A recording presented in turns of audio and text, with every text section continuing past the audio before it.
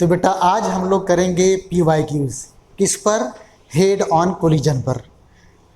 अब head on collision में हमारे पास नीट लेवल में सिर्फ 3 तरह के क्वेश्चंस पॉसिबल हैं, या ये कहिए कि सिर्फ 3 तरह के ही क्वेश्चंस आए हुए हैं। इसमें से पहले तरह का क्वेश्चन आज मैं करूंगा और दूसरा और तीसरा जो टाइप्स है उसका क्वेश्चन मैं अगले लेक्चर में आपको करके दिखाने वाला हूं।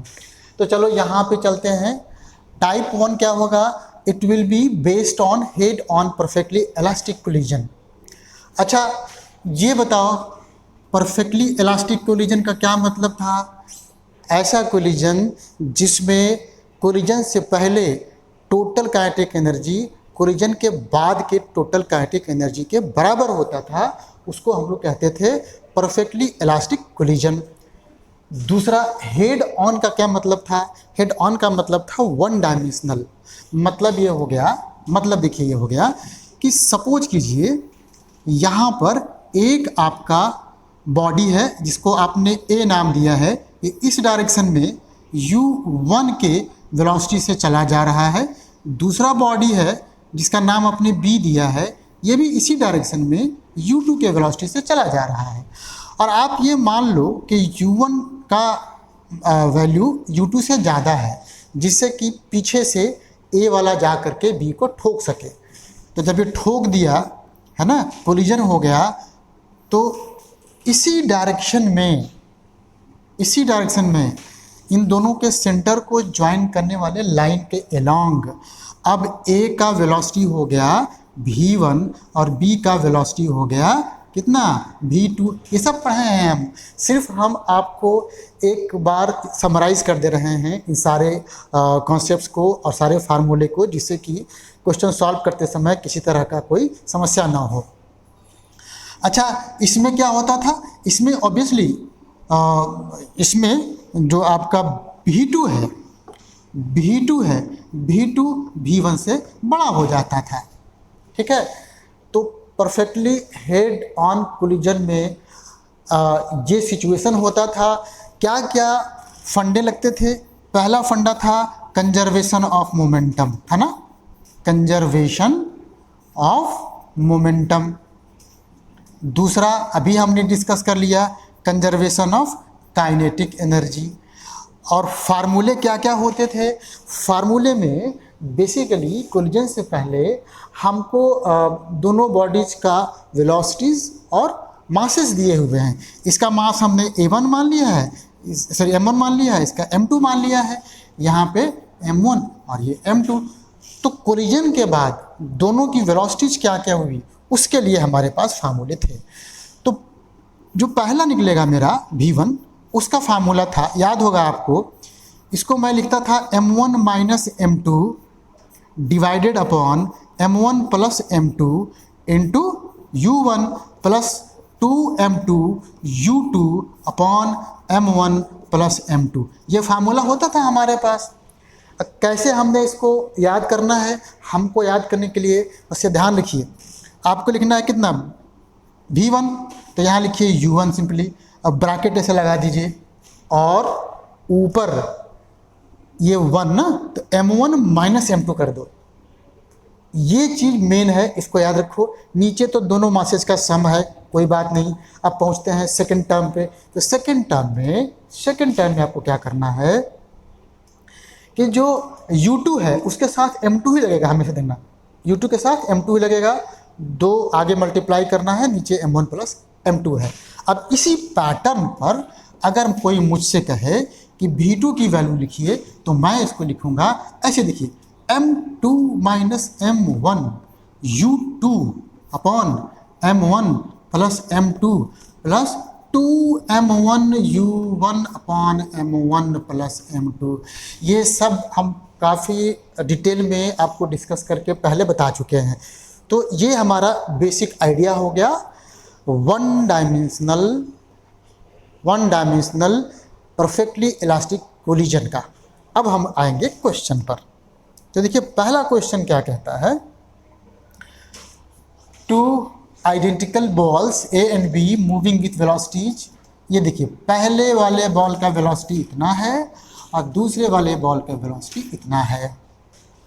Collide head on elastically, head on elastically, simple सी बात। Velocity of balls A and B after collision will be respectively, ये कब आया था? ये ऑल इंडिया पीएमटी 1991 में आया था। अरे बहुत सिंपल सा है, पहले वाले का वेलोसिटी क्या फार्मूला था? ये था m1, एक मिनट, ये थोड़ा सा हमने गड़बड़ लिख दिया, m1 minus m2 upon m1 plus m2 into u1 plus कितना, ये m2 u2 2 times upon m1 plus m2। तो पहले का फार्मूला लगाना है। यहाँ देखिए क्या है दिक्कत, दिक्कत ये है कि एक पर्टिकुलर डायरेक्शन को, मान लो इस डायरेक्शन को तुम पॉजिटिव लेते हो तो इस डायरेक्शन में जो भी वेलोसिटीज होगी उसको नेगेटिव से डिनोट करोगे। तो चलो भाई, मैंने वैल्यू रख दिया चुपचाप से, यहाँ तो ये भी नहीं देखना है ना, सिंपली वैल्यू रखना है। तो m1 कितना हो गया आपका? m1 देखिए ये दोनों के ना, ये दोनों के मासेज सेम हैं। अगर दोनों के मासेज सेम है और कोलिजन परफेक्टली इलास्टिक है तो एक तरीका हमने और भी बताया था जिसमें आप बिना कैलकुलेशन किए भी इसका आंसर निकाल सकते थे। उसमें क्या था? उसमें दोनों की वेलोसिटीज आपस में इंटरचेंज हो जाती थी। तो पहले वाला का वेलोसिटी हो जाएगा, पहले वाले का वेलोसिटी माइनस कितना आ गया, माइनस 3 पॉइंट ये हो जाएगा, और दूसरे वाले की वेलोसिटी प्लस में हो जाएगा। तो ऐसे ही मेरा देखिए निकल गया ऑप्शन। और फार्मूले से भी मैं देख लेता हूँ, m1 m2 दोनों बराबर, तो ऊपर ही 0 हो गया। यहाँ देखिए 2 m2 को m कह लो, u2 कितना है? u2 है तुम्हारा माइनस 0.3 है भाई।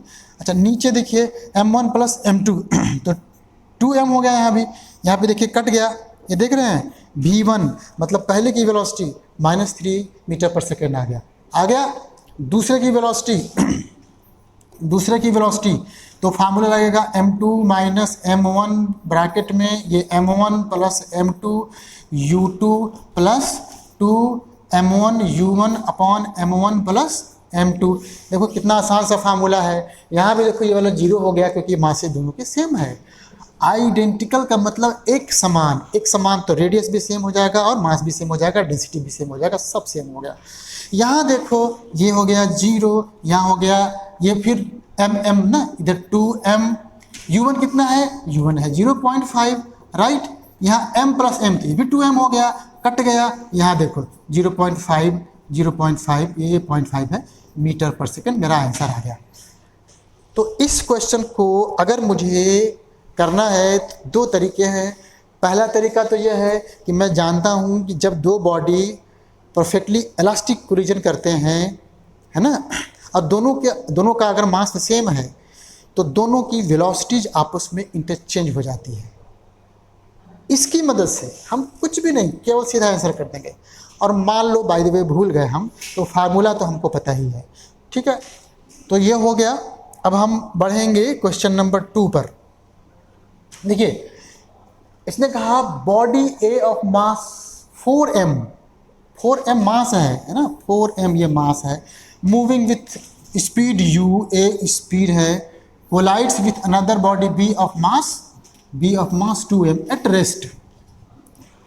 तो कोलिजन इज कैसा कोलिजन है? हेड ऑन है और इलास्टिक है, एकदम परफेक्ट बैठ रहा है, हेड ऑन कोलिजन और इलास्टिक कोलिजन, ठीक। फार्मूले हमको पता है और इसमें कितने 2 कॉन्सेप्ट लगने हैं वो पता है। क्या क्या कॉन्सेप्ट? दोबारा याद रखो, मोमेंटम कंजर्वेशन, ठीक है, दूसरा काइनेटिक एनर्जी कंजर्वेशन, ठीक,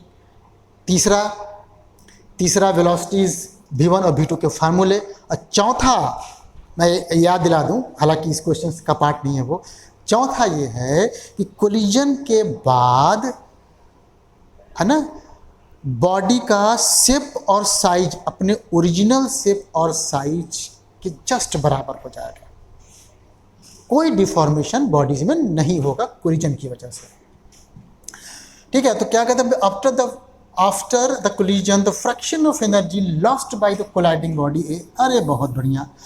देखो फ्रैक्शन का मतलब क्या होता है, पहले निकालेंगे change in kinetic energy of body A, तो ए कर दीजिए, है ना। इतना चेंज बेसिकली यहाँ पे लॉस हो गया, तो लॉस इन काइनेटिक एनर्जी हो गया, लॉस इन काइनेटिक एनर्जी किसका, ऑफ ए। और इनिशियल काइनेटिक एनर्जी को मैंने इसका लिखा के ए, है ना, इनिशियल माने शुरू में जितना था काइनेटिक एनर्जी ऑफ ए। तो बेटा फ्रैक्शनल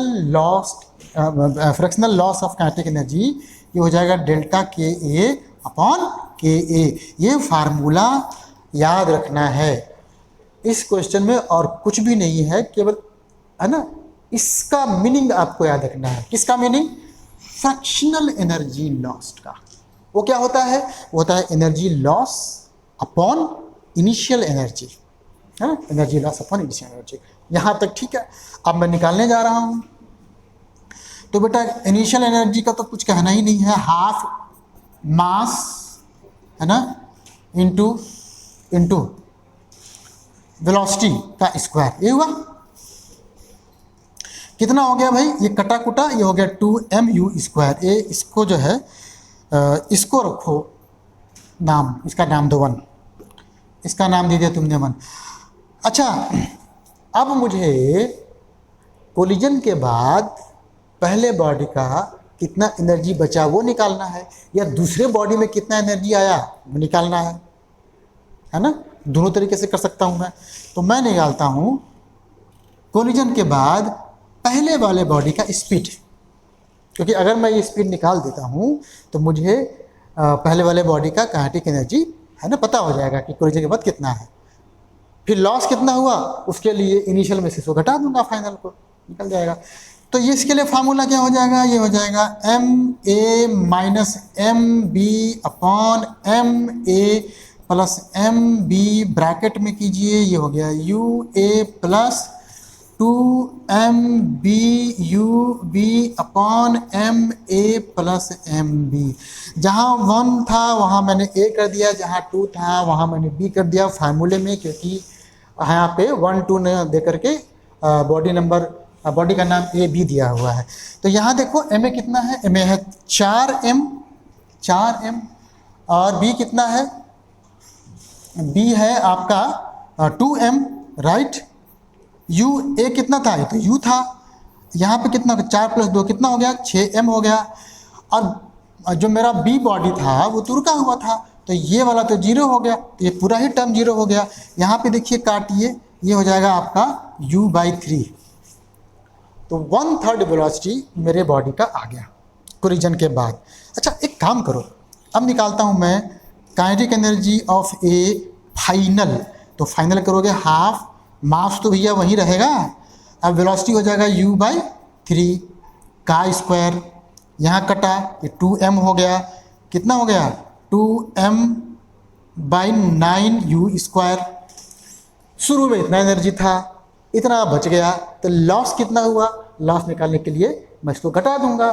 तो कहने का मतलब ये है कि डेल्टा के ए जो आएगा वो आ जाएगा 2MU square minus, calculation check करते रहना, तो ये हो जाएगा 2MU स्क्वायर अपॉन 9, एलसीएम ले लिया मैंने, तो ये हो जाएगा 9 दूना 18 में 16 ना, 16MU स्क्वायर अपॉन 9, 9 दूना 18, हाँ ठीक है। आपको क्या करना है, आपको तो भैया के ए से भाग देना है इसको। तो डेल्टा के ए था, इसको आपने के ए से भाग दे दिया है, इसे जगह नहीं है तो मैं यहाँ पे कर दे रहा हूँ। के कितना था 2MU स्क्वायर, कटेगा तो यहाँ कितना आएगा, ऊपर आ जाएगा 8, नीचे आ जाएगा 9, तो 8/9 फ्रैक्शन एनर्जी जो है लॉस्ट हो गया। ये वाला मेरा आंसर निकल गया, है ना। बहुत आसान है, बस केवल कैलकुलेशन है जो आपको पक्का रखना है, बाकी तो कुछ भी नहीं। अच्छा अब देखिए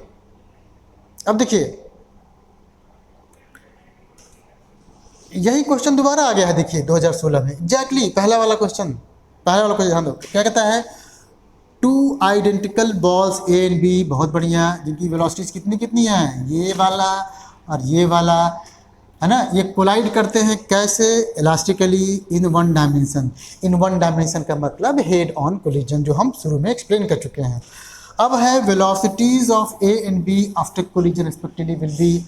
अंधा भी बता सकता है कि चूंकि दोनों का मास सेम है तो वेलोसिटीज आपस में इंटरचेंज हो जाएगा। तो पहले वाले का हो जाएगा ये वाला, कहाँ गया कहाँ गया कहाँ गया कहाँ गया, ये वाला ना, ये वाला। अब दूसरे वाले का हो जाएगा ये वाला, है ना।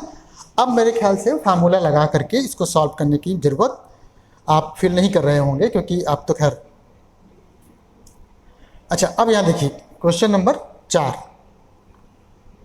इसने कहा, असर्शन रीजनिंग का है, there is no loss in energy in elastic collision. बताइए क्या ये बात सत्य है? बिल्कुल, है ना। Linear momentum is conserve in elastic collision. अरे भाई, लीनियर मोमेंटम तो हर तरह के कोलिजन में कंजर्व रहता है, तो ये तो शाश्वत सत्य है ना। अच्छा, इलास्टिक कोलिजन की जब बात करें तो कोलिजन के समय पर जब दोनों बॉडी एक दूसरे को डिफॉर्म कर रही थी तो उनकी कुछ kinetic energy elastic energy of deformation में कन्वर्ट हो जाता था, लेकिन जब कोलिजन ख़त्म हो जाता था तो यही इलास्टिक पोटेंशियल एनर्जी वापस से उनके काइनेटिक एनर्जी में बदल जाता था और ये बॉडीज अपना शेप और साइज वापस रीगेन कर लेते थे। तो यहाँ भी देखिए एनर्जी तो यहाँ भी लॉस, तो दोनों सही हो गया, ठीक है, दोनों सही हो गया। लेकिन क्या ये एक्सप्लेन करता है? एक्सप्लेन नहीं करता। देखिए एनर्जी क्यों लॉस हो रहा है। अभी क्या देखा कारण आपने? हमने ये देखा कि कोलिजन के बाद बॉडीज के शेप और साइज रीगेन हो जा रहे हैं, इसलिए उसके काइनेटिक एनर्जी में कोई चेंजेस नहीं आ रहा है। लीनियर मोमेंटम से उनका कुछ भी लेना देना नहीं है। तो मेरा क्या आ गया? अब देखते हैं option. Both assertion and reason are correct, बिल्कुल सही। Reason is not the correct explanation, तो ये बी निकल गया मेरा। एकदम हलवा टाइप का क्वेश्चन, बच्चा टाइप का क्वेश्चन, जो 10th स्टैंडर्ड के बच्चे भी कर लें, कोई दिक्कत इसमें नहीं है। अब लास्ट क्वेश्चन है इस टाइप का, हम अभी करने जा रहे हैं। इसने कहा कि ए object flying in air with velocity this much suddenly breaks in two pieces whose masses are in ratio 1:5. The smaller mass flies with a velocity इतना, तो भैया लार्जर पीस का कितना वेलोसिटी होगा? हाँ, ये बड़ा मज़ेदार सा क्वेश्चन है।